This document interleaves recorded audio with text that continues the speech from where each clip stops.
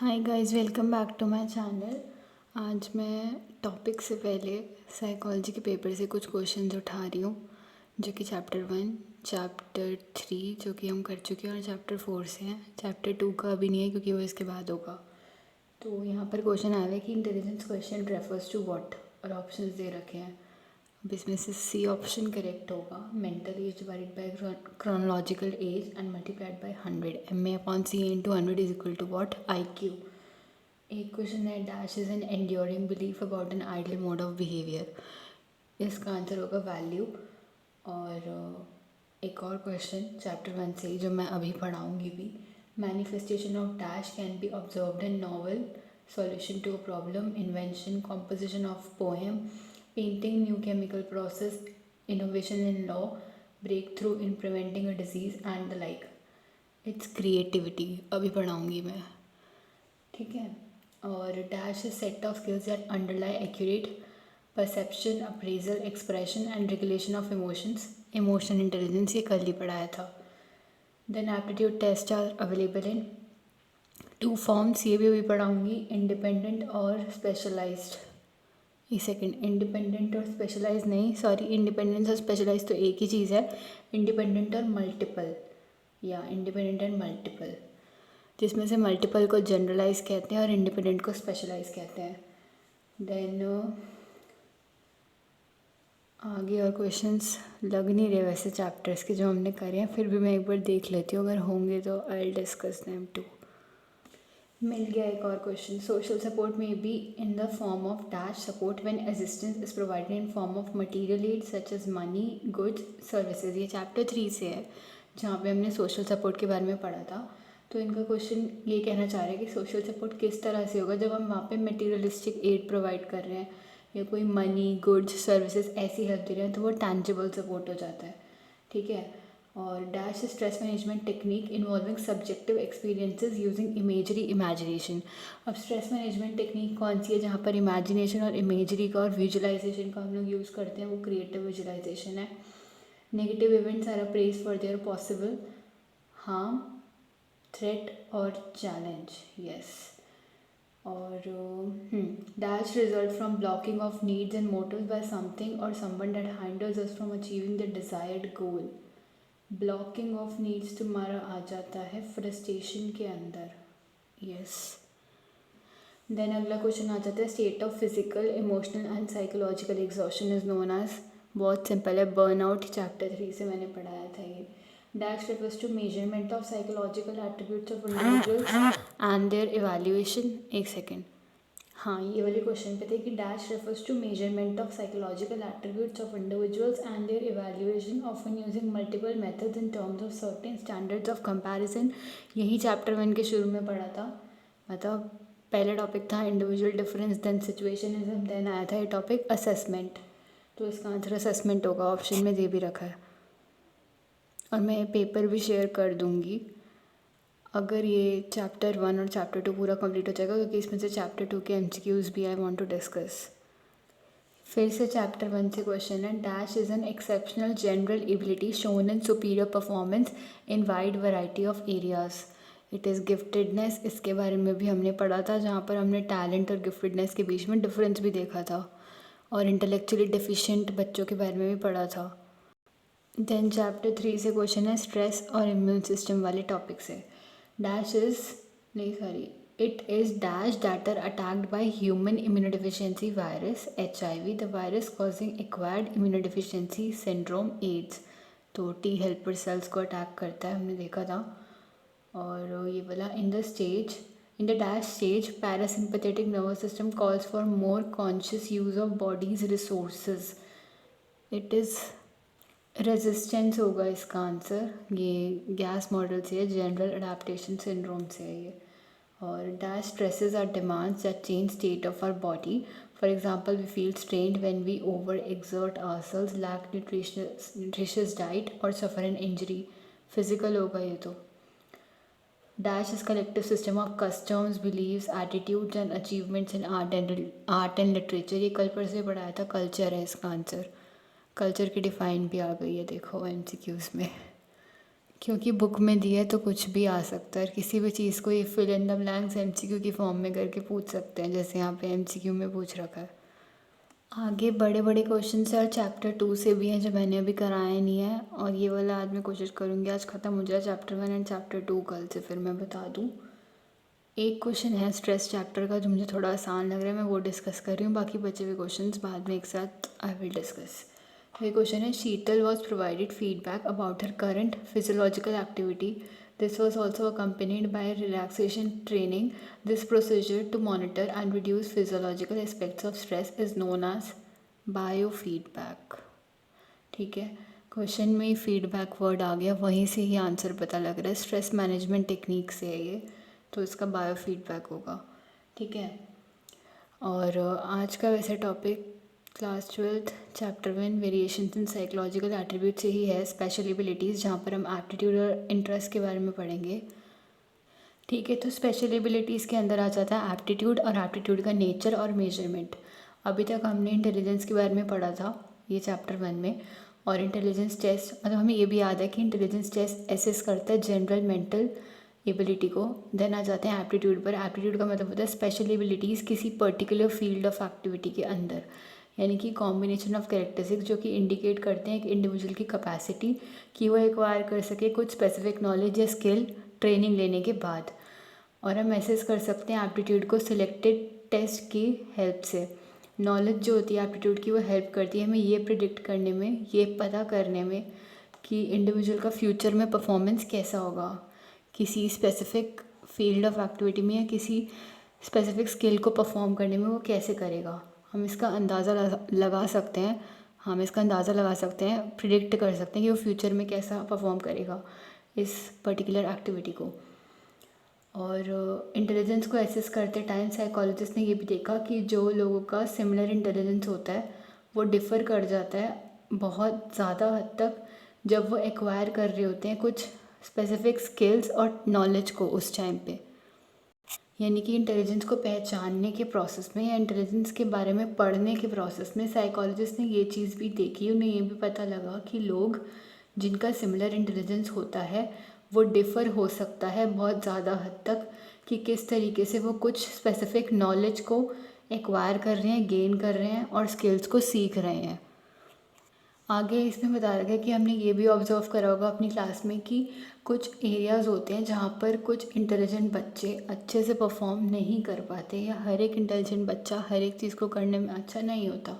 We have seen that. ठीक है, इसमें लिखा हुआ है कि जब मान लो तुम्हें मैथमेटिक्स में प्रॉब्लम आ रही है, कोई सम वगैरह या कोई कैलकुलेशन नहीं हो पा रही तुमसे, किसी प्रॉब्लम का सोल्यूशन नहीं निकल रहा, तो तुम अमन से हेल्प लेते हो. क्लास में सो बच्चा है, ठीक है, और अगर तुम्हें ऐसी कुछ डिफ़िकल्टी आने लगती है लिटरेचर में तो तुम अविनाश से कंसल्ट करते हो या उससे हेल्प लेते हो regarding English literature.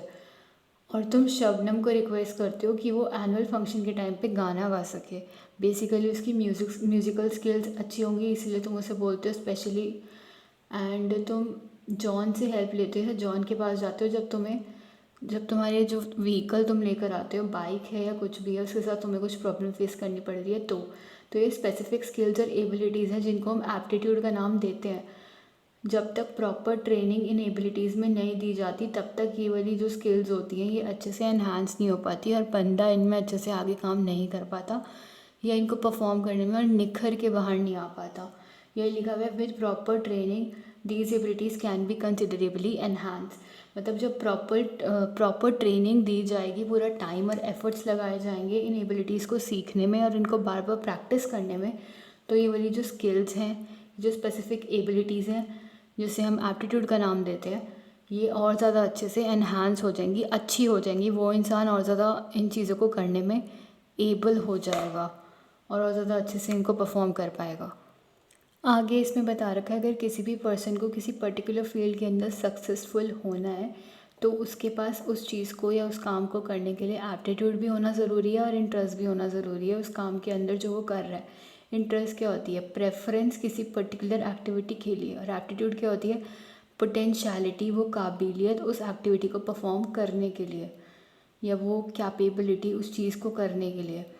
A person interested हो सकता है किसी पर्टिकुलर जॉब में या एक्टिविटी में, लेकिन उसके पास एप्टीट्यूड नहीं हो सकता उस जॉब को या एक्टिविटी को करने के लिए, या वो इतना काबिल या उसके पास वो काबिलियत नहीं हो सकती उस काम को या एक्टिविटी को करने के लिए। देन आगे बता रखा है सिमिलरली पर्सन के पास पोटेंशियलिटी हो सकती है किसी पर्टिकुलर जॉब को परफॉर्म करने के लिए, लेकिन वो इंटरेस्टेड नहीं है उस जॉब को करने के लिए, तो दोनों केसेस में ही आउटकम सेटिस्फैक्ट्री नहीं होगा, क्योंकि किसी चीज़ को करने के लिए एप्टीट्यूड होना भी ज़रूरी है उसी चीज़ के अंदर और इंटरेस्ट होना भी ज़रूरी है, यानी कि वो काबिलियत जिससे कि वो हम काम कर सकें और उस काम में थोड़ी रुचि, थोड़ा इंटरेस्ट होना, या उस काम के लिए एक प्रायोरिटी और प्रेफरेंस होना लाइफ में कि हाँ मुझे ये काम करना है तभी मैं ये काम कर रहा हूँ। लाइक किसी के फोर्स या प्रेशर ज़बरदस्ती के अंडर आके ये मजबूरी में नहीं हो रहा है, हम करना चाहते हैं वो काम तो हम कर रहे हैं और हम कर सकते हैं ये काम, दैट्स वाई हम वो काम कर रहे हैं। ठीक है, कोई बच्चा जिसका हाई मैकेनिकल एप्टीट्यूड है और उसका स्ट्रॉन्ग इंटरेस्ट है किस चीज़ के अंदर, इंजीनियरिंग के अंदर, तो ज़्यादातर चांसेस ये होंगे कि वो एक सक्सेसफुल मैकेनिकल इंजीनियर बन सकता है। देन आ जाते हैं आगे नेक्स्ट पैराग्राफ पे। एप्टीट्यूड टेस्ट अवेलेबल हैं 2 फॉर्म्स में, यही क्वेश्चन अभी आया भी था एमसीक्यू में, मैंने डिस्कस किया था। इंडिपेंडेंट एप्टीट्यूड टेस्ट और मल्टीपल एप्टीट्यूड टेस्ट। इंडिपेंडेंट को स्पेशलाइज्ड एप्टीट्यूड टेस्ट के नाम से भी जाना जाता है, मल्टीपल एप्टीट्यूड टेस्ट को जनरलाइज्ड एप्टीट्यूड टेस्ट के नाम से भी जाना जाता है। Clerical aptitude, mechanical aptitude, numerical aptitude, typing aptitude, ये सब इंडिपेंडेंट एप्टीट्यूड टेस्ट हैं।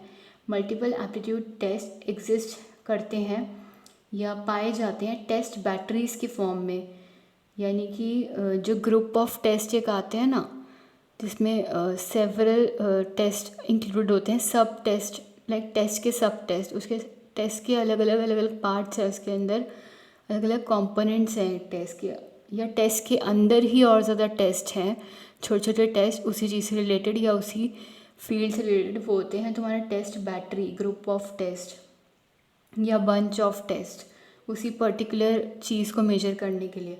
तो multiple aptitude test test batteries के फॉर्म में अवेलेबल होते हैं या इसी के फॉर्म में पाए जाते हैं, एग्जिस्ट करते हैं, और ये मेजर करते हैं एप्टीट्यूड अलग अलग और सेपरेट, मतलब हाँ बहुत सारी सेपरेट जगहों पर, लेकिन इनके एरियाज़ होमोजीनियस होते हैं, वो सेम रहते हैं।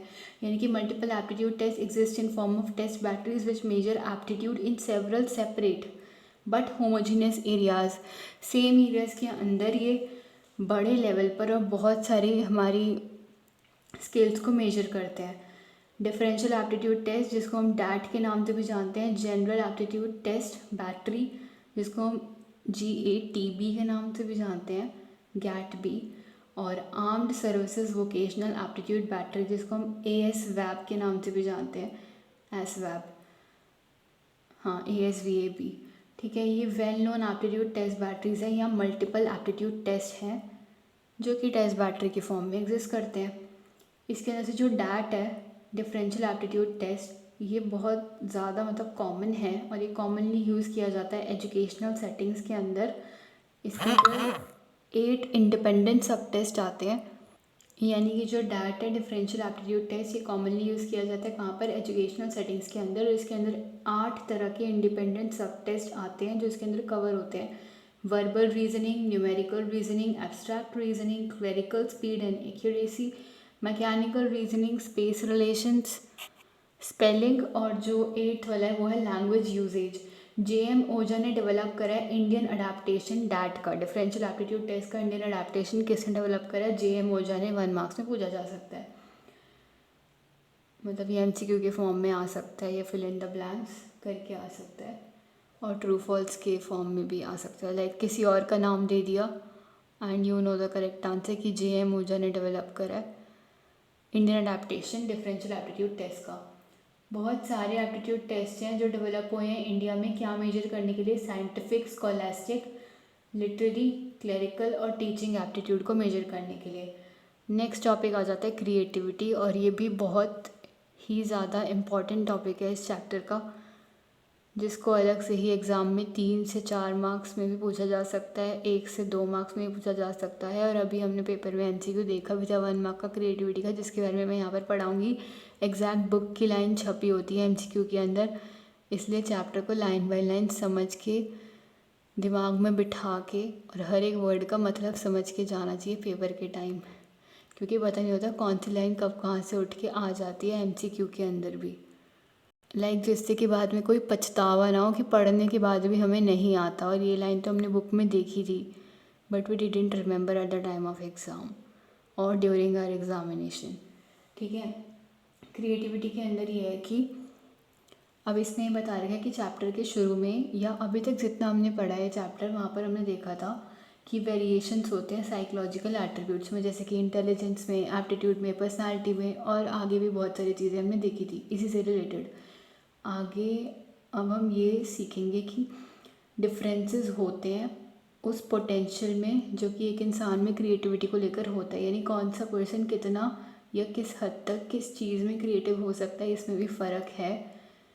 और किस तरीके से वो अपनी क्रिएटिविटी को एक्सप्रेस कर रहा है, वो भी लोगों में वहाँ पर भी डिफरेंसेस देखने को मिल सकते हैं, या इसमें भी लोग अलग अलग तरीके से क्रिएटिव होते हैं और अलग अलग तरीके से अपनी क्रिएटिविटी को एक्सप्रेस करते हैं, ये वो कहना चाह रहे हैं। कुछ हाईली क्रिएटिव होते हैं और कुछ इतने क्रिएटिव नहीं होते, मतलब होते हैं पर इतने ज़्यादा ओवर लेवल तक नहीं होते। ठीक है, और कुछ क्रिएटिविटी को एक्सप्रेस करते हैं राइटिंग में, अपने लिखने में, कि वो किस तरह का कंटेंट लिख रहे हैं, कुछ अपने डांस में, कुछ म्यूज़िक में, कुछ पोइट्री में, और कुछ साइंस में, एंड सो ऑन, और आगे कुछ भी हो सकता है, किसी भी फील्ड में कोई भी क्रिएटिव हो सकता है। मैनिफेस्टेशन ऑफ क्रिएटिविटी को तुम ऑब्जर्व कर सकते हो, मतलब तुम्हें कैसे पता लग सकता है कि कोई इंसान क्रिएटिव है, तो ये तुम पता कर सकते हो इस चीज़ से कि कोई नया बिल्कुल न्यू सॉल्यूशन आया है किसी प्रॉब्लम को लेकर जो पहले कभी किसी ने नहीं निकाला, out of the box idea निकालना, या कोई इन्वेंशन हुआ है, किसी ने कोई पोएम बनाई है जो पहले किसी ने नहीं बनाई हुई थी। ऑब्वियसली अगर कोई अपनी कुछ पोएम बना रहा है तो वो पहले तो किसी ने नहीं बनाई होगी, या ये तो होगा नहीं कि दो इंसान पोएम बना रहे हैं अपने दिमाग से और दोनों ने सेम बना दी, नहीं, तो उसने सेल्फ कॉम्पोजिशन ऑफ पोएम करा।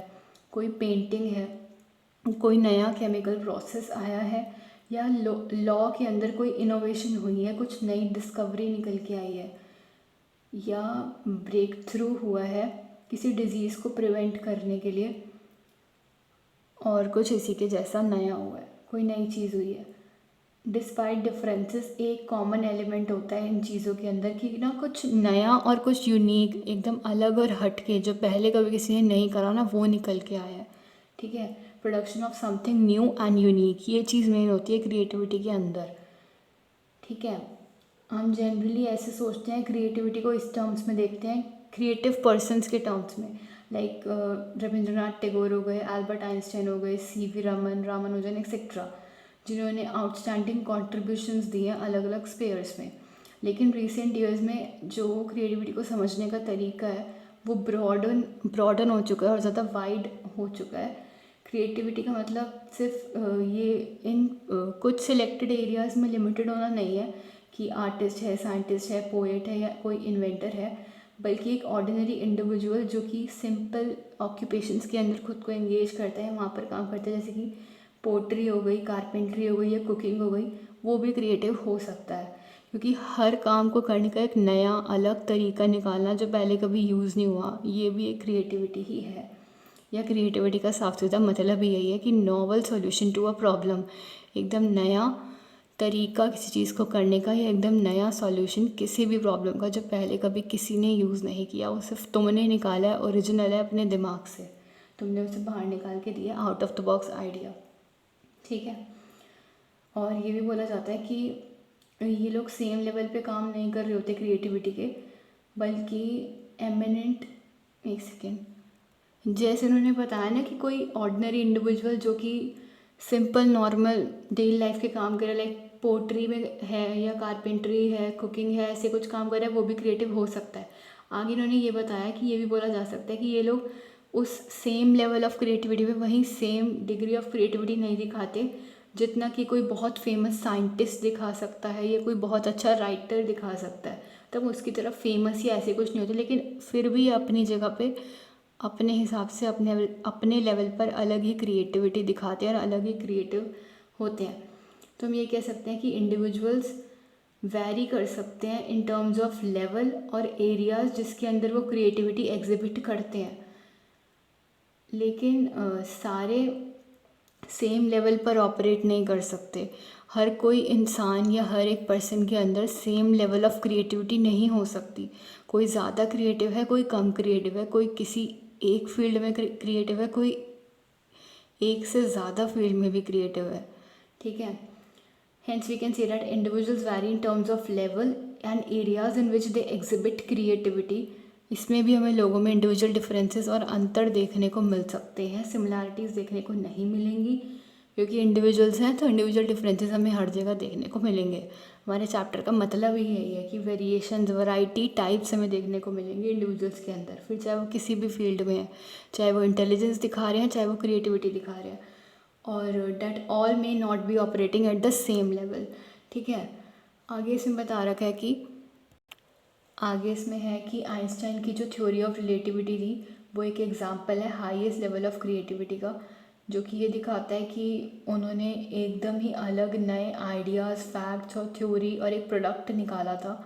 ठीक है, दूसरा लेवल ऑफ क्रिएटिविटी ये है कि किस तरीके से जो पहले कुछ हो चुका है, पास्ट में जो भी कुछ काम हुआ है या कुछ भी फाउंडेशन रखी गई है, कुछ भी एस्टैब्लिश हुआ है, उसके अंदर कैसे मॉडिफिकेशंस, चेंजेस और ऑल्ट्रेशंस करके उसको नए तरीके से सामने प्रेजेंट करा जा रहा है, या कैसी चीज़ों को नए नज़रिए से देखकर उन्हें नए तरीके से काम में लाया जा रहा है।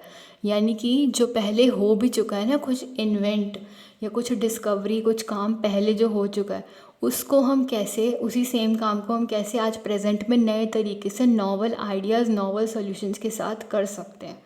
ठीक है, working on what has already been established earlier by way of modifications, by putting things in new perspective or to new use। Research literature ये सजेस्ट करती है कि चिल्ड्रन जो होते हैं वो अपना इमेजिनेशन डेवलप करने लग जाते हैं शुरू में, अर्ली ईयर्स ऑफ चाइल्डहुड में, लेकिन उसको वो अपनी क्रिएटिविटी को एक्सप्रेस कैसे करने लगते हैं, उनका तरीका क्या होता है क्रिएटिविटी को दिखाने का या बताने का।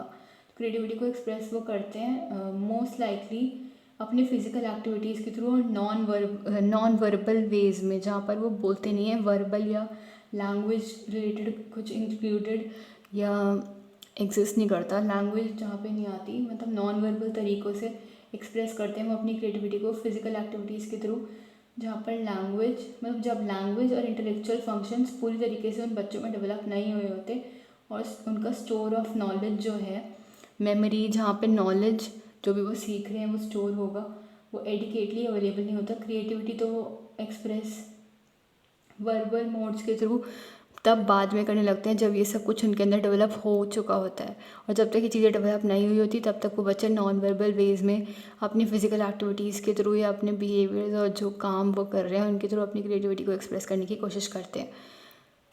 लेकिन जब language, mental functions, cognitive skills, ये सब कुछ उनमें पूरी तरीके से कम्प्लीटली डेवलप हो चुका होता है, मतलब फुली डेवलप हो चुका होता है, उनका स्टोर ऑफ नॉलेज, मेमोरी वगैरह सब कुछ एडिकेटली अवेलेबल होता है, तो वो क्रिएटिविटी एक्सप्रेस करने लगते हैं वर्बल मोड्स के थ्रू भी, मतलब बोल कर या बता कर भी, जहाँ पे लैंग्वेज इंक्लूड होती है।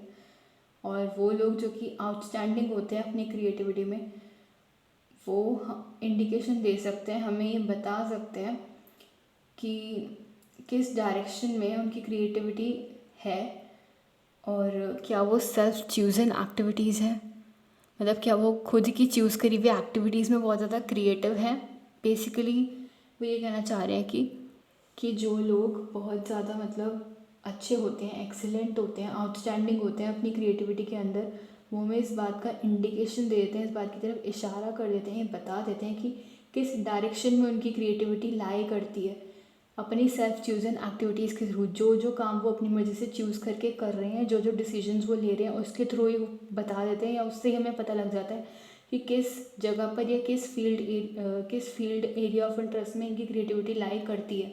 कुछ केसेस के अंदर अपॉर्चुनिटीज़ जो है वो प्रोवाइड करनी पड़ती हैं, जिससे कि कोई भी बच्चा अपने अंदर का टैलेंट या क्रिएटिविटी दिखा सके। यानी कि कुछ केसेस के अंदर हमें अपॉर्चुनिटीज़, वो मौके, वो चांसेस प्रोवाइड करने पड़ते हैं इस चीज़ से पहले कि वो बच्चा मैनिफेस्ट करे अपने हिडन पोटेंशियल जो है क्रिएटिविटी को लेकर, उसको वो बाहर निकाले, उसे दिखाए, एक्सप्रेस करना सीखे अपनी क्रिएटिविटी को। उससे पहले हमें उसको उस क्रिएटिविटी को दिखाने के लिए मौके देने पड़ते हैं, उसके चांसेस उसे प्रोवाइड करने पड़ते हैं।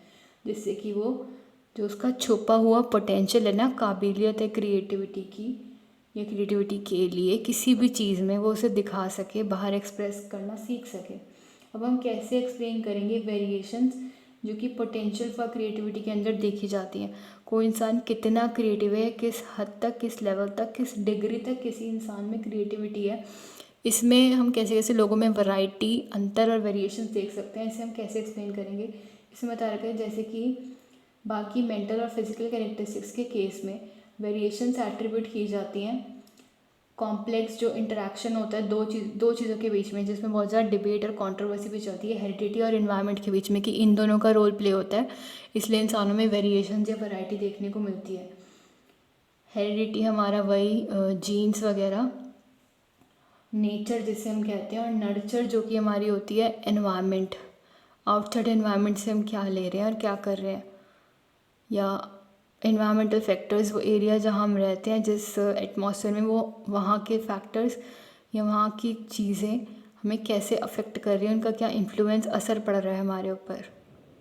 आगे इसमें ये बताया हुआ है कि इसमें भी कोई डिसअग्री नहीं करेगा, कोई शक नहीं करेगा, किसी को कोई डाउट नहीं है कि क्रिएटिविटी दोनों चीज़ों से डिटर्मिन होती है, दोनों चीज़ों से ही पता लगाया जाता है क्रिएटिविटी का। हेरिडिटी का भी इसमें रोल प्ले होता है और एनवायरनमेंट का भी।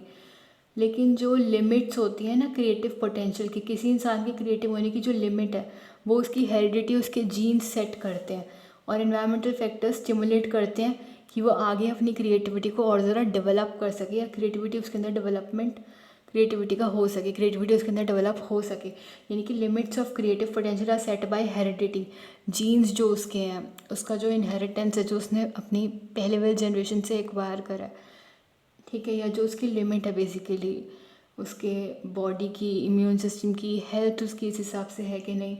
इन्वायरमेंटल फैक्टर स्टिमुलेट करते हैं उसे और ज़्यादा अपॉर्चुनिटीज़ प्रोवाइड करते हैं कि वो डेवलप कर सके अपनी क्रिएटिविटी को। Environmental factor stimulate development of creativity. और हेरिडिटी क्या है, sets the limit for creative potential in any individual. अब कितना क्रिएटिव पोटेंशियल कोई इंसान अपना रियलाइज़ कर सकता है, कितना उसमें क्रिएटिव पोटेंशियल हो सकता है किसी भी चीज़ को करने के लिए, और कब हो सकता है, किस स्पेसिफिक फॉर्म में हो सकता है, या किस डायरेक्शन में हो सकता है, ये लार्जली डिटर्मिन करा जाता है एनवायरमेंटल फैक्टर्स के थ्रू। जैसे कि मोटिवेशन हो गई, उस काम को करने की कमिटमेंट हो गई, वो ज़िद हो गई कि एक बार जो ठान लिया वो करना ही है, या जो एक बार कह दिया वो तो अब करके ही रहना है, उसके बाद ही कुछ और उठाना है। फैमिली सपोर्ट कैसा है, पीयर इन्फ्लुएंसेस कैसे हैं, बाकी लोगों का जो कि उसके जितने हैं उससे बड़े हैं उनका क्या असर पड़ रहा है उसके ऊपर, ट्रेनिंग और अपॉर्चुनिटीज़ उस चीज़ को करने के लिए उसे मिल रही है या नहीं मिल रही। ऑल्दो कोई भी अमाउंट ऑफ ट्रेनिंग जो है वो ट्रांसफॉर्म कर सकती है एक एवरेज पर्सन को भी रविंद्रनाथ टैगोर के लेवल तक, शेक्सपियर के लेवल तक, and etcetera so and so, किसी भी इंसान के बहुत ऊंचे लेवल तक। लेकिन ये भी सच है कि हर एक इंडिविजुअल अपना जो लेवल ऑफ क्रिएटिव पोटेंशियल है उसको रेज कर सकता है अपने प्रेजेंट लेवल से, यानी जितना कि वो आज कोई भी इंडिविजुअल क्रिएटिव है वो आगे जाके और ज़्यादा क्रिएटिव हो सकता है और ज़्यादा क्रिएटिव बन सकता है। इस कंटेक्स्ट में यहाँ पर लिखा है कि हमने क्लास 11th में पढ़ाई था, स्ट्रैटेजीज़ होती हैं कुछ क्रिएटिविटी को एनहांस करने की। ये मैं जब 11th की बुक उठाऊँगी मैं बता दूँगी एक बारी। देन क्रिएटिविटी एंड इंटेलिजेंस वाले टॉपिक पे आ जाते हैं, ये भी बहुत ज़्यादा इंपॉर्टेंट है, और यहाँ से 6 मार्क्स का क्वेश्चन आया था, पता है मेरे पेपर में पूछा था कि फीचर ऑफ क्रिएटिव इंडिविजुअल बताओ, ये कैरेक्टरिस्टिक्स ऑफ क्रिएटिविटी क्या हो सकते हैं, और डिफरेंस बताओ इंटेलिजेंस और क्रिएटिविटी के अंदर, एंड क्रिएटिव टेस्ट और इंटेलिजेंस टेस्ट में क्या अंतर है वो भी बता दो लगे हाथ। तो इसमें ऐसे करके घुमा फिरा के क्वेश्चन आते हैं 6 मार्क्स में, 3 डिवाइड करके या 2 ऐसे डिवाइड करके। ये तो बहुत ज़्यादा मतलब इंपॉर्टेंट टॉपिक है, क्रिएटिविटी इंटेलिजेंस चैप्टर का एकदम लास्ट टॉपिक है, इसके बाद चैप्टर ख़त्म हो जाएगा, तो ये टॉपिक तो करना ही है और ये अच्छे से आना भी चाहिए। कहीं पे भी पूछा जा सकता है, 1 मार्क में, 2 मार्क में, 3 मार्क्स में, 4 मार्क्स में, 5 मार्क्स में, 6 मार्क्स में, तो बड़े आराम से, ठीक है। एक पेज है, फिर उसके बाद बस चैप्टर ओवर। एक इम्पॉर्टेंट डिबेट जो कि वेरिएशंस इन क्रिएटिविटी को समझने के लिए, उसको अंडरस्टैंड करने के लिए होती ही रहती है, वो यही है कि क्रिएटिविटी का रिलेशनशिप क्या है इंटेलिजेंस के साथ। अब हम यहाँ पर एक एग्ज़ाम्पल लेंगे, 2 बच्चे हैं क्लास में, उनके ऊपर एग्ज़ाम्पल है। एक लड़की है सुनीता, जिसको टीचर्स एक्सीलेंट स्टूडेंट मानते हैं और वो अपना काम टाइम पे करती है, क्लास में सबसे हाईएस्ट ग्रेड्स या सबसे अच्छे मार्क्स उसके आते हैं, वो सारे इंस्ट्रक्शंस को ध्यान से सुनती है, प्लस उनको जल्दी से ग्रास्प करती है, इन्फॉर्मेशन को बहुत जल्दी प्रोसेस कर लेता है उसका माइंड, वो बहुत अटेंटिव और अलर्ट रहती है क्लास में, कंसंट्रेट करती है, फोकस करती है जो काम या जो भी कुछ पढ़ाई क्लास में हो रही होती है उसके प्रति उसको लेकर, और रिप्रोड्यूस करती है एक्यूरेटली इंफॉर्मेशन को।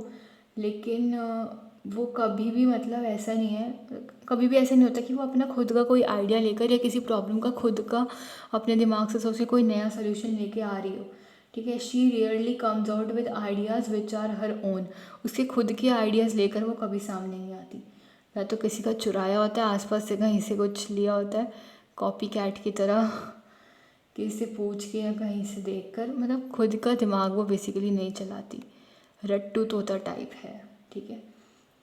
She rarely comes out with ideas which are her own, ठीक है। उसके खुद के विचारों के साथ या खुद के आइडियाज़ थॉट्स के साथ वो कभी नहीं आती। वहीं रीटा है दूसरी स्टूडेंट जो कि जस्ट एवरेज है अपनी स्टडीज़ में, पढ़ाई में ज़्यादा इतनी अच्छी कुछ खास नहीं है, लेकिन एवरेज स्टूडेंट है, मीडियम जिसे हम कहते हैं, ना बहुत ज़्यादा हाई लेवल और ना एकदम लो ग्रेड टाइप, ठीक है।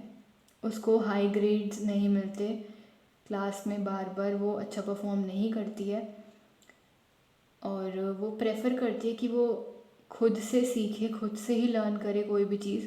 धीरे धीरे वो और ज़्यादा इम्प्रूव भी करती है खुद को, और ज़्यादा अच्छा भी करती है कि वो कैसे नए नए तरीक़ों से अपनी मम्मी को घर पे हेल्प कर सकती है कामों में, और नए तरीके जो हैं चीज़ों को करने के उनको वो लेकर आ सकती है, या अपने असाइनमेंट्स को कैसे वो नए अलग अलग तरीक़ों से सॉल्व कर सकती है।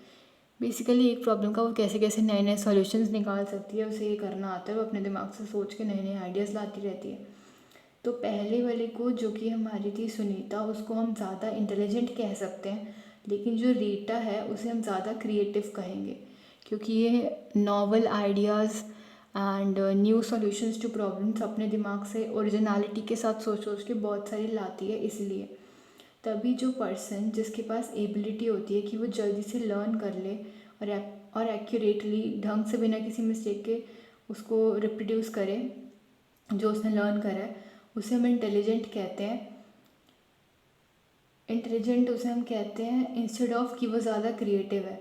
वहीं पर अगर वही इंसान नए तरीके लाता है किसी भी चीज़ को लर्न करने के या किसी भी काम को करने के, तो उसे हम ज़्यादा क्रिएटिव कहेंगे इंस्टेड ऑफ इंटेलिजेंट होने के लिए, ठीक है। यानी कि वो ये कहना चाह रहा है कि person who has ability to learn faster, reproduce accurately may be considered intelligent more than creative.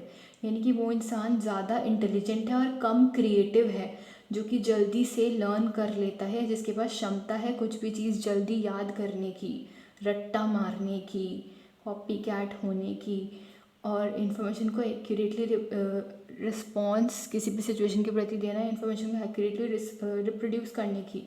तो वो ज़्यादा इंटेलिजेंट है एज़ कम्पेयर टू क्रिएटिव। कम क्रिएटिव, ज़्यादा इंटेलिजेंट।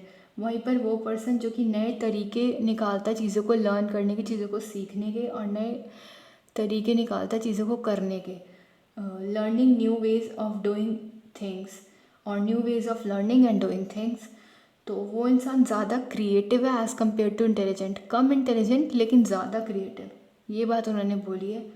और ये क्वेश्चन पूछा जा सकता है ट्रू फॉल्स के फॉर्म में, मेरी मैम ने बताया था तो मैंने बता दिया। मतलब लाइक यही स्टेटमेंट आ सकती है, पूछा जा सकता है कि इनमें से कौन ज़्यादा क्रिएटिव तुम्हें लग रहा है या कौन कम इंटेलिजेंट तुम्हें लग रहा है, और कौन ज़्यादा इंटेलिजेंट तुम्हें लग रहा है एंड कम क्रिएटिव तुम्हें लग रहा है। या इसी जो स्टेटमेंट है अ पर्सन हुआ से लेके लर्निंग एंड डूइंग तक, इसको ही घुमा फिरा के टेढ़ा मेढ़ा करके पूछा जा सकता है, वर्ड्स इधर उधर करके। तो समझ जाना कि बुक से उठाई है, इसलिए एक बार चैप्टर अच्छे से पढ़ लेना, वर्ड टू वर्ड लाइंस को समझना, और फिर भी कुछ ना समझ आए तो पूछ लेना, ठीक है। देन बता रखा है कि टर्मेन ने 1920 के अंदर ये देखा कि लोग जिनका हाई आईक्यू होता है, ज़रूरी नहीं है, नेसेसरी नहीं है कि वो क्रिएटिव भी हों। वहीं पे सेम टाइम पे ये देखा गया कि क्रिएटिव आइडियाज़ सिर्फ उन लोगों से नहीं आते जिनका बहुत ज़्यादा हाई आईक्यू होता है या जो बहुत ज़्यादा इंटेलिजेंट होते हैं। Creative ideas could come from person who did not have very high IQ. Creative ideas उन लोगों से भी आ सकते हैं, या वो लोग भी नए नए सॉल्यूशंस टू प्रॉब्लम्स दे सकते हैं जो कि इतने ज़्यादा इंटेलिजेंट नहीं है या जिनका बहुत ज़्यादा हाई आईक्यू नहीं है। creative ideas could come or can come from persons who did not have very high intelligent quotient. बाकी रिसर्चेस ने ये दिखाया कि even one of those identified as gifted, कि अगर हमने एक इंसान को एज गिफ्टेड आइडेंटिफाई करा है और उसकी अडल्ट लाइफ को पूरा तुमने फॉलो किया है, वो अपनी क्रिएटिविटी के लिए कुछ स्पेसिफिक फील्ड में बहुत ज़्यादा वेल नोन भी है, फेमस भी है, ठीक है। रिसर्चर्स ने ये भी देखा कि दोनों ही हाई या लो लेवल ऑफ क्रिएटिविटी है वो देखी जा सकती है हाईली इंटेलिजेंट चिल्ड्रन के अंदर, और चिल्ड्रन जो जिनके पास एवरेज इंटेलिजेंस है उनके अंदर भी हाई या लो लेवल ऑफ क्रिएटिविटी देखी जा सकती है। और सेम पर्सन ही क्रिएटिव भी हो सकता है, इंटेलिजेंट भी हो सकता है, लेकिन ये ज़रूरी नहीं है कि सारे इंटेलिजेंट लोग कन्वेंशनल सेंस में क्रिएटिव होंगे ही होंगे। मतलब कि वो ये कहना चाह रहे हैं, ये ज़रूरी नहीं है कि अगर एक इंसान क्रिएटिव है तो वो इंटेलिजेंट भी होगा ही होगा, ऐसा मस्ट नहीं है, होना बिल्कुल ज़रूरी या नेसेसरी नहीं है। और एक ही इंसान क्रिएटिव भी हो सकता है, साथ के साथ साइमल्टेनियसली इंटेलिजेंट भी हो सकता है। और ये ज़रूरी नहीं है कि इंटेलिजेंट लोग जो हैं या इंटेलिजेंट पर्सन जो है वो हमेशा क्रिएटिव ही होंगे। यानी कि इंटेलिजेंस खुद में ही कभी भी किसी भी इंसान की क्रिएटिविटी को इंश्योर नहीं करती है। यानी कि तुम कभी भी ये नहीं कह सकते कि अगर तुम इंटेलिजेंट हो, पढ़ाई में बहुत अच्छे हो, तुम्हारा IQ बहुत ज़्यादा है, अबव 130 है, तुम गिफ्टेड हो, या तुम्हारे अच्छे मार्क्स, अच्छे ग्रेड्स, अच्छे स्कोर आते हैं, तो तुम क्रिएटिविटी भी पक्का से हो। नहीं, ऐसा कुछ नहीं है, ये बिल्कुल ज़रूरी नहीं है। Intelligence therefore by itself does not ensure creativity, ठीक है। क्रिएटिविटी की गारंटी नहीं देती है इंटेलिजेंस किसी भी तरीके से, इस बात को याद रखना, ये पूछा जा सकता है पेपर में। तो पेज नंबर 19 पे ये जो लास्ट पैरा था ये बहुत ज़्यादा इंपॉर्टेंट था, और इसके अंदर बेसिकली टर्मैन का 1920 में उन्होंने क्या क्या रिसर्चेस देखी वो बता रखा है। मेन यही चीज़ बोल रखी है कि जो इंसान क्रिएटिव है ज़रूरी नहीं है कि वो इंटेलिजेंट भी, और जो इंटेलिजेंट है ज़रूरी नहीं है कि वो क्रिएटिव भी। और एक इंसान जो इंटेलिजेंट है वो क्रिएटिव भी हो सकता है, ज़्यादा क्रिएटिव भी हो सकता है, कम क्रिएटिव भी हो सकता है। एक जो इंसान क्रिएटिव है वो कम इंटेलिजेंट भी हो सकता है, बहुत ज़्यादा इंटेलिजेंट भी हो सकता है, या एवरेज इंटेलिजेंस वाला भी हाईली क्रिएटिव हो सकता है। आगे बता रखा है कि रिसर्चर्स ने ये देखा या ये पता करा कि जो रिलेशनशिप होता है ना, लिंक या कनेक्टिविटी जो है क्रिएटिविटी और इंटेलिजेंस के बीच में, वो पॉजिटिव है। यानी कि सारे क्रिएटिव एक्ट्स के अंदर हमें कुछ ना कुछ मिनिमम रिक्वायरमेंट चाहिए होती है, या मिनिमम एबिलिटी चाहिए होती है कि हम एक्वायर कर सकें नॉलेज को, हमारे अंदर वो कैपेसिटी हो इन्फॉर्मेशन को या नॉलेज को कॉम्प्रिहेंड करने की, रिटेन करने की, याद रखने की, रिट्रीव करने की, अपने दिमाग में बिठाने की। क्रिएटिव राइटर्स जैसे कि उनको एक फैसिलिटी चाहिए होती है कि वो अपनी लैंग्वेज के साथ डील कर सकें। आर्टिस्ट को सबसे पहले वो इफ़ेक्ट समझना पड़ेगा जो कि पर्टिकुलर टेक्निक ऑफ पेंटिंग से वो प्रोड्यूस करेगा। Artist must understand the effect that will be produce by a particular technique of painting. और साइंटिस्ट को सबसे पहले रीज़न देना आना चाहिए किसी भी रिसर्च या टेस्टिंग के पीछे कि उसने क्यों करी या इसको करके उसे क्या मिला। और आगे आगे इसी से रिलेटेड चीज़ें एग्जांपल्स तुम लोग ले सकते हो। तभी कुछ certain level of intelligence required है, नीडेड है, ज़रूरी है क्रिएटिविटी के लिए। लेकिन बियॉन्ड डैट अगर देखा जाए तो इंटेलिजेंस कोरिलेट अच्छे से नहीं करती है क्रिएटिविटी के साथ। यानी कि हम ये कंक्लूड कर सकते हैं, ये निष्कर्ष निकाल सकते हैं, हम ये कंक्लूजन इससे निकाल सकते हैं हम लोग कि क्रिएटिविटी बहुत अलग अलग तरह के फॉर्म्स और ब्लेंड्स ले सकता है, बहुत अलग अलग टाइप से किसी भी पर्सन में देखी जा सकती है, या लोग बहुत अलग अलग तरीके से क्रिएटिविटी को दिखा सकते हैं। कुछ के अंदर ज़्यादा इंटेलेक्चुअल एट्रीब्यूट्स हो सकते हैं और कुछ के अंदर ज़्यादा एट्रीब्यूट्स हो सकते हैं जो कि क्रिएटिविटी के साथ एसोसिएट करें या लिंक करें, मैच करें। लेकिन एट्रीब्यूट्स होंगे क्या, क्वालिटीज़ या कैरेक्टरिस्टिक्स क्या होंगे क्रिएटिव पर्सन के, आगे हम डिस्कस करेंगे वो एट्रीब्यूट्स जो कि सारे तरह के क्रिएटिव पर्सन्स के साथ मिलते जुलते हैं या सब में कॉमनली देखे जाते हैं। Basically characteristics of creative persons आगे ये लोग अभी बताएंगे। क्रिएटिविटी टेस्ट जो है वो एग्जिस्टेंस में आए थे कि वो एसेस कर सकें variations in terms of potential for creativity in contrast to intelligence. यानी कैसे कैसे वेरिएशंस देखने को हमें मिल सकती है हर एक इंसान में जो क्रिएटिविटी की काबिलियत है, एबिलिटी है, उसको लेकर इंटेलिजेंस के कॉन्ट्रास्ट में। ठीक है, जनरल फीचर जो होता है क्रिएटिविटी टेस्ट का वो ये है कि ये ओपन एंडेड होते हैं। अपनी मर्जी से इसमें कुछ भी आंसर लिख सकते हैं, कोई लिमिट, कोई रिस्ट्रिक्शन नहीं है कि इसका आंसर ये होना चाहिए या ये लिखोगे तो ये गलत हो जाएगा, ये लिखोगे तो यही सही होगा। यानी कि ये इंटेलिजेंस टेस्ट की तरह नहीं है कि 2+2 कोई भी करे हमेशा 4 ही आएगा। नहीं, इसमें वैसा क्वेश्चन ही नहीं पूछा जाएगा तुमसे। इसमें तुम्हें किसी भी टाइप की सिचुएशन दे दी जाएगी, लाइक ये बंदा यहाँ आया, इसको वहाँ तक जाना है, तो ये कैसे जाएगा, तो तुम अपनी मर्ज़ी से कोई भी तरीका लिख सकते हो जो तुम्हारे दिमाग में है कि ऐसे ऐसे ये स्ट्रैटेजी यूज़ करके ये वहाँ तक पहुँच जाएगा, या ये इंसान यहाँ से गिर रहा है तो तुम इसे कैसे बचाओगे। तुम इसमें कुछ भी लिख सकते हो कि किसी और को बुला लेंगे, कुछ भी कर लेंगे, या कोई इक्विपमेंट, कोई एड यूज़ करके उसे हम बचा लेंगे। लाइक इस टाइप के ओपन एंडेड क्वेश्चन। ठीक है, और ये इंसान को परमिशन देते हैं कि वो सोच सके अलग अलग आंसर्स उन क्वेश्चंस को लेकर और उन प्रॉब्लम्स को लेकर, अपने एक्सपीरियंसेस के बेसिस पर, एक्सपीरियंसेस के टर्म्स में, जो भी उसने एक्सपीरियंस करा है अपने पास्ट में उसके हिसाब से या उसको सोचकर। पहला feature creativity test open ended होते हैं। ये इंसान को वो परमिशन देते हैं, कोई लिमिट या कोई रिस्ट्रिक्शन नहीं लगाई जाती इनमें कि तुम्हें इस क्वेश्चन का ऐसे ऐसे यही आंसर देना है या एक ही डायरेक्शन में सोचना है, ऐसा कुछ नहीं होता। ये इंसान को परमिट करते हैं कि वो अलग अलग आंसर सोच सकें, एक ही क्वेश्चन के अलग अलग आंसर सोच सके, जो भी उसके दिमाग में आ रहा है। उसके पास ऑप्शंस है, वैरायटी है, थोड़ी चॉइसेस हैं, या डिसीजंस ले सकता है वो अपने मर्ज़ी से, अपने हिसाब से प्रॉब्लम्स के अलग अलग सोल्यूशन सोच सकता है अपने एक्सपीरियंसेस के टर्म्स में, जो कि उसने पास्ट में कुछ भी एक्सपीरियंस ऐसा करा है तो। और ये हेल्प करते हैं इंडिविजुअल को कि वो अलग अलग डायरेक्शंस में जा सके, थोड़ा आगे बढ़कर हट के बहुत ज़्यादा ऑप्शंस में वो सोच सके, वैरायटी उसके दिमाग में आ सके एक चीज़ को लेकर, तभी तो वो क्रिएटिव माना जाएगा ना। तो कोई स्पेसिफाइड आंसर्स नहीं है इनके जो टेस्ट में क्वेश्चंस पूछे जाते हैं उनको लेकर, या जो प्रॉब्लम्स क्रिएटिविटी टेस्ट में दी जाती हैं उनको लेकर। तभी यहाँ पर फ्रीडम है, आज़ादी है कि हम अपनी इमेजिनेशन को, अपनी सोच को कैसे भी यूज़ कर सकते हैं और उसको एक्सप्रेस कर सकते हैं ओरिजिनल तरीके से, वैसे ही जैसे हम चाहते हैं। ठीक है, क्रिएटिविटी टेस्ट के अंदर डाइवर्जेंट थिंकिंग इन्वॉल्व होती है। लाइक तुम अलग अलग डायरेक्शंस में जितना मर्जी, जिस हद तक चाहो किसी एक चीज़ को लेकर सोच सकते हो। और ये वैसी एबिलिटीज़ एसेस करता है जहाँ पर हम वैरायटी ऑफ आइडियाज़ प्रोड्यूस करते हैं, यानी कि आइडियाज़ जो कि ऑफ द बीटन ट्रैक या आउट ऑफ द बॉक्स हैं, एकदम हट के, जो पहले कभी किसी ने यूज़ नहीं करे।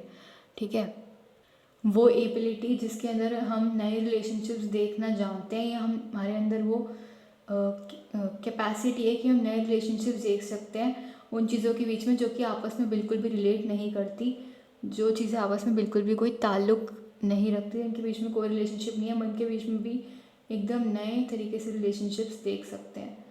और एबिलिटी जिसमें हम कॉजेज़, कारण गैस कर सकते हैं, और कॉन्सिक्वेंसेस, इफ़ेक्ट क्या होंगे किसी भी चीज़ के, वो अपनी वजह से गैस कर सकते हैं, उनका तुक्का मार सकते हैं। एबिलिटी जिसमें हम चीज़ों को नए कंटेक्स्ट में परोस के रख सकते हैं, जो कि इंटेलिजेंस के जो टेस्ट होते हैं उनसे एकदम ऑपोजिट है, उनके साथ एकदम कॉन्ट्ररी में जाता है। क्योंकि इंटेलिजेंस टेस्ट के अंदर मोस्टली कन्वर्जेंट थिंकिंग, एक ही डायरेक्शन में सोचना इन्वॉल्व होता है, या प्रॉब्लम का एक ही सॉल्यूशन निकालना यहाँ पे होता है। और इंटेलिजेंस टेस्ट के अंदर पर्सन को एक सही आंसर जो हो सकता है किसी प्रॉब्लम का, एक राइट सोल्यूशन जो हो सकता है, उसी के बारे में, उसी को लेकर सोचना पड़ता है, वो और कहीं उससे बाहर हट के नहीं सोच सकता, क्योंकि वरना ये रहता है ना कि उसका आंसर गलत हो जाएगा। एंड उसका फोकस इन्हीं एबिलिटीज़ को एसेस करने में लगा रहता है कि मेमोरी, लॉजिकल रीजनिंग, एक्यूरेसी चाहिए होती है इंटेलिजेंस टेस्ट के अंदर, और perceptual ability, clear thinking.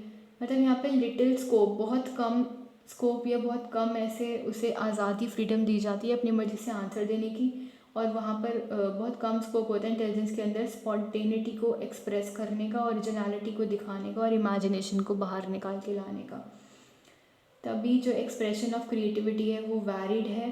Test जो कि डेवलप हुए हैं क्रिएटिविटी को लेकर, वो अलग अलग स्टिमुलाई को इन्वॉल्व करते हैं, लाइक वर्ड्स भी हैं, फिगर्स भी हैं, वर्बल भी हैं, नॉन वर्बल भी हैं, एक्शन भी है, बिहेवियर्स भी इन्वॉल्व हैं, साउंड्स भी इन्वॉल्व हैं, हियरिंग पे भी है। Expression of creativity are very, test have been developed using different stimuli, अलग अलग स्टिमुलस को यूज़ करके क्रिएटिविटी के टेस्ट को डेवलप किया गया, जैसे कि वर्ड्स, सिमेंटिक जहाँ पर जिसे हम सिमेंटिक के नाम से भी जानते हैं, फिगर्स हमारे नॉन वर्बल या परफॉर्मेंस टेस्ट में आ जाती हैं, नहीं परफॉर्मेंस में फिगर्स नहीं आएंगी, वो एक्शंस के अंदर आएंगी, हाँ वहाँ पे हमें कुछ ना कुछ परफॉर्म करके दिखाना पड़ेगा, यस एक्शंस बिहेवियर्स के अंदर आ जाएंगी, साउंड्स आ जाएंगी। ये टेस्ट मेजर करते हैं जनरल क्रिएटिव थिंकिंग एबिलिटीज़, जैसे कि ability to think of variety of ideas, जिसमें हम वैरायटी ऑफ आइडियाज़ के बारे में सोच सकते हैं, मतलब हमारे पास इतनी फ्लेक्सिबिलिटी है कि हम अपनी ओरिजिनलिटी के साथ हमारे दिमाग में जो आ रहा है ना एक बारी में उसे हम बाहर कह के एक्सप्रेस कर सकते हैं, बोल सकते हैं। ये एक चीज़ को लेकर जितने भी आइडियाज़ हमारे दिमाग में आ रहे हैं सबको भी एक्सप्रेस कर सकते हैं आराम से, पूरी फ्रीडम है हमारे पास इस चीज़ की। यानी ये टेस्ट मेजर करते हैं जनरल क्रिएटिव थिंकिंग एबिलिटीज़, जैसे कि ability to think of variety of ideas, किसी भी एक स्पेसिफिक टॉपिक पर या किसी भी एक सिचुएशन को लेकर, alternative ways of looking at things, अलग अलग तरीके या अलग अलग नज़रिए एक ही चीज़ को देखने के, प्रॉब्लम्स और सिचुएशंस को देखने के अलग अलग नज़रिए, अलग अलग तरीके, as positive as negative as neutral, उन चीज़ों को ले रहे हैं हम, कैसे ले रहे हैं, कैसे देख रहे हैं, वो सब एक्सप्रेस करने का ढंग, गैस करना कॉजेज़ और कॉन्सिक्वेंसेस, चीज़ों के कारण या सोर्सेज क्या हो सकते हैं, कहाँ से ये चीज़ें आ रही हैं, क्या क्या इनके मतलब रीजंस हैं, और कॉन्सिक्वेंसेस क्या क्या इनके इन्फ्लुएंसेस असर हम पे पड़ सकते हैं। अनयूजुअल आइडियाज़ के बारे में सोचना, जैसे कि हम इम्प्रूव कर सकें और यूज़ कर सकें उनको आगे अपने कॉमन ऑब्जेक्ट्स के अंदर, to think of unusual ideas to improve and to use common objects, common objects को यूज़ करने के ही अनयूजुअल अलग अलग आइडियाज़ जो कि पहले नहीं सोचे गए या जो इतने कॉमन नहीं है, ठीक है। और अनयूजुअल क्वेश्चंस, ऐसे क्वेश्चंस पूछना या ऐसे क्वेश्चंस पुटअप करना जो कि पहले नहीं पूछे गए और लोगों के बीच में इतने कॉमन नहीं है, एकदम नए हैं, एकदम अलग है, एकदम हटके हैं। कुछ इन्वेस्टिगेटर्स ने डेवलप करे हैं टेस्ट ऑफ क्रिएटिविटी अलग अलग एरियाज़ में, जैसे कि literary creativity, scientific creativity, mathematical creativity etcetera. कुछ फेमस साइकोलॉजिस्ट जिन्होंने डेवलप करा है क्रिएटिविटी टेस्ट को, ये बहुत ज़्यादा इंपॉर्टेंट है। इंटेलिजेंस टेस्ट किस किस ने डेवलप करा हमने आगे देखा, जो कि इंडिया में इंटेलिजेंस टेस्ट डेवलप हुए हैं या जो इंडियन अडेप्टेशन हुआ है टेस्ट का, और कौन कौन से साइकोलॉजिस्ट फेमस हैं इंटेलिजेंस टेस्ट को डेवलप करने के लिए, ये भी हमने देखा। अब ऐसे ये भी पूछा जा सकता है कि क्रिएटिव टेस्ट को डेवलप करने के लिए कौन कौन फेमस है या कौन कौन से साइकोलॉजिस्ट हैं जिन्होंने क्रिएटिव टेस्ट हमें दिए, तो यहाँ पर हम किस किस के नाम लिख सकते हैं। Some of the famous psychologist who have develop creativity test are Guilford, Torrance बहुत ज़्यादा इंपॉर्टेंट है और ये क्रिएटिविटी के लिए बहुत ज़्यादा जाने माने भी जाते हैं। खातेना, वेलिच और कोगन, पारामेश, बेकर, मेहंदी एंड पासी, ये कुछ नाम है जो तुम्हें पता होना चाहिए जिन्होंने क्रिएटिविटी के टेस्ट डेवलप करे और जो बहुत फेमस है क्रिएटिविटी को लेकर। हर एक टेस्ट के अंदर एक स्टैंडर्डाइज प्रोसीजर है, कंप्लीट सेट ऑफ मैनुअल है और इंटरप्रिटेशन गाइड है, मतलब टेस्ट के रिजल्ट्स कैसे निकलेंगे, हमें कंक्लूड कैसे करना है, एनालिसिस कैसे करना है, वो सारा तरीका सब कुछ उसके अंदर है। प्रिकॉशंस क्या लेने चाहिए, इंस्ट्रक्शंस क्या होंगे, स्टैंडर्डाइज प्रोसीजर है पूरा, ऑब्जेक्टिविटी के साथ होगा या सब्जेक्टिविटी। वैसे तो क्रिएटिविटी टेस्ट में सब्जेक्टिविटी होती है, कोई ऑब्जेक्टिविटी नहीं होती, हर इंसान के अलग अलग एक्सपीरियंस है, उस हिसाब से वो अलग अलग अपने हिसाब से आंसर्स, वैरायटी ऑफ आंसर्स वो दे सकता है। इंटेलिजेंस टेस्ट के अंदर हमारी ऑब्जेक्टिविटी होती है कि दो लोगों ने एक चीज़ को करा तो उनका रिजल्ट मोर और लेस बिल्कुल सेम ही आना चाहिए। इंटेलिजेंस टेस्ट में ये चीज़ें होती हैं, लेकिन क्रिएटिविटी वाले टेस्ट में ऐसी कोई रिस्ट्रिक्शन, कोई लिमिट नहीं है। तो स्टैंडर्डाइज प्रोसीजर का मतलब एक प्रॉपर तरीका, एक सिस्टम यूज़ करा गया है टेस्ट को लेकर, क्योंकि डिसिप्लिन का मेंटेनेंस और टेस्ट के लिए नॉर्म्स तो डेवलप करे जाते हैं ना, रूल्स तो अलग अलग होते ही हैं। तो वही है कि हर एक टेस्ट के स्टैंडर्डाइज प्रोसीजर है, कंप्लीट सेट ऑफ मैनुअल है, इंटरप्रिटेशन गाइड है जिसको तुम यूज़ कर सकते हो अच्छी खासी ट्रेनिंग के बाद। एडमिनिस्ट्रेशन या कंडक्शन तुम इन टेस्ट का कर सकते हो और फिर आगे जो टेस्ट के स्कोर्स निकलेंगे उनको उनका इंटरप्रिटेशन कर सकते हो, उससे आगे एनालिसिस रिजल्ट निकाल सकते हो कि इसके जो बच्चे के स्कोर्स आए हैं स्पेसिफिक क्रिएटिविटी टेस्ट में, तो इसका मतलब क्या हुआ या इससे क्या रिजल्ट निकला, इससे तुम्हें क्या पता लगा, इससे क्या इंडिकेट करा उस बच्चे ने या क्या डिटरमाइन हो सकता है इससे उस बच्चे के बारे में आगे। ठीक है, तो यहाँ पर चैप्टर 1 ख़त्म होता है कॉन्गो। कल फिर चैप्टर 2 शुरू करेंगे। और अगर इस पूरे चैप्टर में शुरू से लेके अब तक में यहाँ तक क्रिएटिविटी टेस्ट जिन जिन लोगों ने डेवलप करा है यहाँ तक में कोई भी डाउट आता है ना तो प्लीज़ पूछ लेना। और फिर कल वही सेल्फ एंड पर्सनालिटी, ये भी बहुत अच्छा और इंटरेस्टिंग चैप्टर है साइकोलॉजी का, इसमें भी बहुत कुछ नया पढ़ने को मिलेगा तुम्हें। और इस वाले चैप्टर से ज़्यादा बड़ा है नेक्स्ट चैप्टर, ज़्यादा बड़ा, उसमें नए कॉन्सेप्ट्स हैं, बट येस इंटरेस्टिंग तो सब कुछ मिलेगा इस साइकोलॉजी में, कुछ भी बोर नहीं करेगा तुम्हें। तो वैसे तो चैप्टर 1 यहाँ पे ख़त्म होता है, कुछ भी डाउट हो पूरे चैप्टर में please be very free to ask. जो क्वेश्चन पेपर है वो मैं आगे डिस्कस करूँगी पूरा, एक बार चैप्टर 2 हो जाए, इसमें चैप्टर 2 के भी बहुत सारे क्वेश्चंस हैं, फिर जो क्वेश्चंस रह गए हैं वो भी डिस्कस कर लेंगे, और चैप्टर 2 के भी सारे क्वेश्चन डिस्कस कर लेंगे। एंड मेन बात, साइकोलॉजी में भी असर्शन रीजनिंग आने लग गई है, जैसे इकोनॉमिक्स में आती थी, ठीक है, वो भी हम देखेंगे असर्शन रीजनिंग के कैसे क्वेश्चन आते हैं, और मैं पेपर एक बार शेयर भी कर दूँगी जब चैप्टर 2 पूरा हो जाएगा। तो अभी के लिए इतना ही, कोई भी डाउट हो तो प्लीज़ पूछ लेना। Thanks for watching.